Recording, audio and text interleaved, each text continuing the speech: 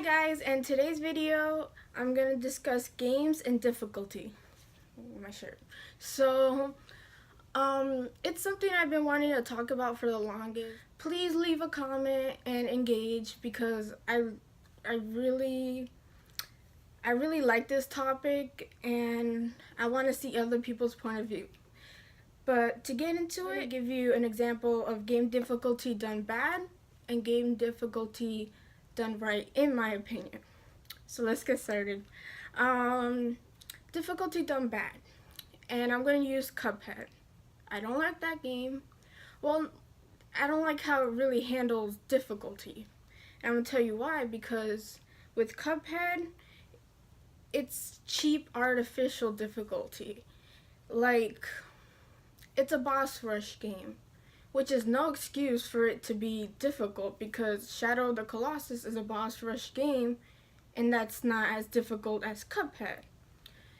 And it's cheap because the difficulty has no bearing in the story. You could take away the difficulty and the game is still the same. It's just, you could beat it. So, and like, there's no sense of like progression. Like, when I beat the first boss, I didn't feel like I could take on the second one better. I felt like, oh shit, I had to redo and redo and redo again with a stronger boss. So once I finished a boss, it wasn't a feeling of like, I got powerful, I knew like more things. No, it was more like, damn, yay, I got past this shit, but then I have to go to a bigger boss. It wasn't that feeling of empowerment that you usually get. And like, as much as I want an easy mode in Dark Souls, that's a game that does difficulty kind of right. Because when you beat something or like you progress, you feel empowered. The next boss is much harder, yes, but you have the tools equipped to handle it better. You feel a sense of growth. And there's room for grinding and there's room for practice. Cuphead does not have that. And people say it's because it's a boss rush game and stuff, but still that's no excuse. Like I said, Shadow of the Colossus is a boss rush game, but it's not insanely difficulty. It's not insanely difficult. Take out the difficulty, you still have Cuphead, but more people could enjoy it. It's like the difficulty didn't need to be there. It was just there to prolong the short game, which is bad game design in my opinion. But you don't learn anything.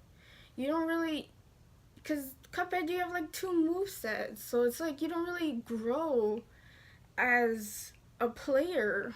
But like in Shadow of the Colossus, there's an easy, normal, and hard. That's perfect. It gives everyone the opportunity to play.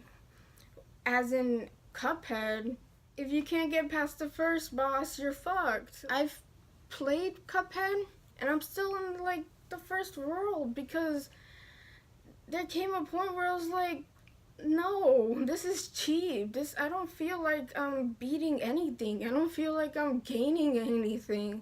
I'm just repeating until some lucky thing happens and I beat the boss. And there's another mode where the boss has one less phase. It's still pointless in the end. Such a beautiful game was held back by its difficulty. Because it is a beautiful game, like visually. It alienates a whole lot of people. Okay, so that's an example of bad game design. So I'm going to give you an example of good, or what I think is good difficulty in a game.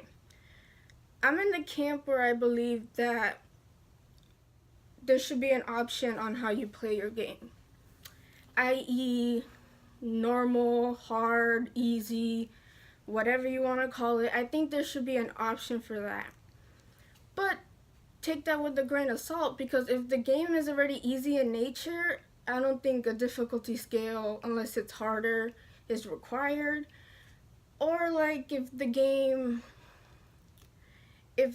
difficulty is meant to be there because of plot or story, then there shouldn't be a mode. But it should be at least base level, and there should be like a growth of difficulty, not like a difficulty. No, there should be like a, learning curve. Give like Dark Souls crap all you want, but I still think it needs a simpler mode, but it does difficulty kind of well. And another game that does difficulty well is Celeste, which is an indie game on the Switch, and it has an assist mode. And it like lets you know that this game was meant to be a challenge, but if you can't play it, the developers would rather everybody experience the game, so they put the assist mode, which I thought was, very well done. Like, is that so hard? And that's where the controversy part comes, because I'm in the camp where I believe games should be accessible and there should be options. Like, I don't believe in the hard just to be hard game like Cuphead. Like, the difficulty added nothing to it but just,